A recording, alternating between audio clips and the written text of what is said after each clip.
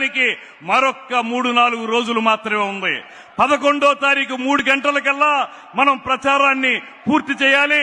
ఈ లోపల ఇంటింటికి వెళ్లి మన యొక్క మేనిఫెస్టోలోని ప్రధానమైన అంశాలని మహిళలకి, రైతులకి, విద్యార్థులకి, యువతకి మనం చేయబోతున్నటువంటి కార్యక్రమాల్ని తెలియజేసి, అదే విధంగా ఎందుకు మనం ఈ కూటమిగా ఏర్పడ్డాం, ఎందుకు ఈ ప్రభుత్వాన్ని ఇంటికి సాగనంపాలనేటువంటి విషయాల్ని కూడా వారందరికీ తెలియజేసి, తద్వారా మనం మన అభ్యర్థుల్ని నెగ్గించుకోవడానికి కృషి చేయాల్సినటువంటి కీలక సమయం ఇది.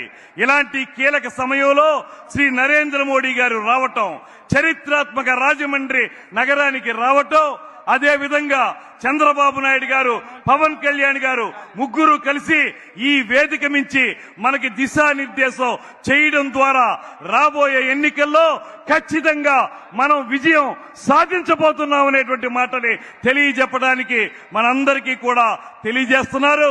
అందుకే మీ అందరికీ నేను మనవి చేస్తున్నాను, ఎక్కడ మన అభ్యర్థులు పోటీ చేస్తే అది భారతీయ జనతా పార్టీయా, తెలుగుదేశమా, జనసేన పార్టీ అని ఆలోచించకండి. 3 పార్టీలు ఒక్కటే. 3 పార్టీలు ఒక్కటిగా వచ్చి ఈ దుర్మార్గపు నియంతృత్వ ప్రభుత్వాన్ని గద్దె దింపడానికి చేసే ప్రయత్నంలో, పోరాటంలో మనం కూడా భాగస్వాములు కావాలనేటువంటి మాటని మీ అందరికీ మనవి చేస్తూ, పార్లమెంటుకి శ్రీమతి దగ్గుపాటి పురంధేశ్వరి గారు, స్వర్గీయ ఎన్టీ రామారావు గారి కుమార్తె, వారి గుర్తు కమలం, దాని మీద ఓటేయాలని నిడదవోలు నుంచి వచ్చినటువంటి మిత్రులందరికీ మనవి చేస్తున్నాను. మన గుర్తు గాజు గ్లాసు గుర్తు మీద ఓటు వేసి అక్కడ ఉన్నటువంటి బటన్ ని మీరు బలంగా నొక్కండి. మీరు ఎంత బలంగా నొక్కితే అంత బలంగా మేము ఒకళ్ళు పార్లమెంటులోకి, మరొకళ్ళు అసెంబ్లీలోకి వెళ్లి పడతాం.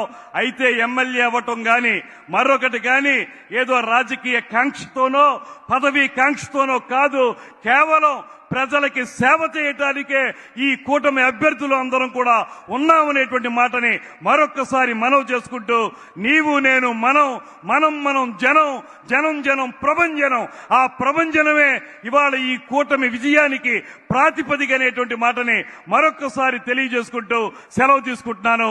నమస్కారం. జై హింద్.